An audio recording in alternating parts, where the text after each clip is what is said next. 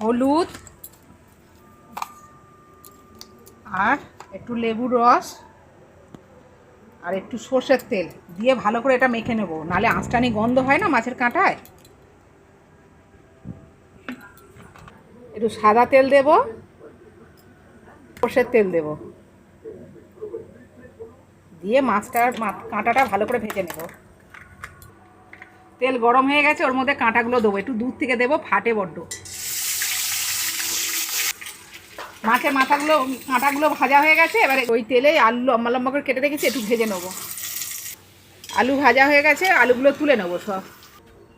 কালো জিরে আর পেঁয়াজ এটা ভালো করে ভেজে নেবো। পেঁয়াজটা ভাজা হয়ে গেছে, ওর মধ্যে কাটা টমেটো দেবো, রসুন আর আদা, আর এই যে ধনে জিরে লঙ্কা হলুদ আর নুন সব গুলে রেখেছি, এই মশলাটা ঢেলে দেবো, দিয়ে এবার ভালো করে কষাবো। মশলা কষা হয়ে গেছে, তেল ছেড়ে গেছে, ওর মধ্যে ভাজা আলু আর মাছের কাঁটাটা পুরোটাই দিয়ে দেবো, দিয়ে ভালো করে একটু নেড়ে জল ঢেলে দেবো।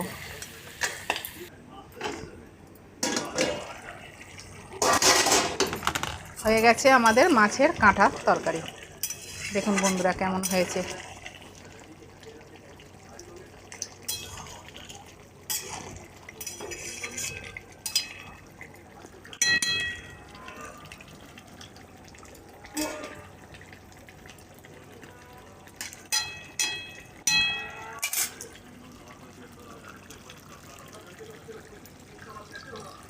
হয়ে গেছে, গ্যাস বন্ধ করে দিই।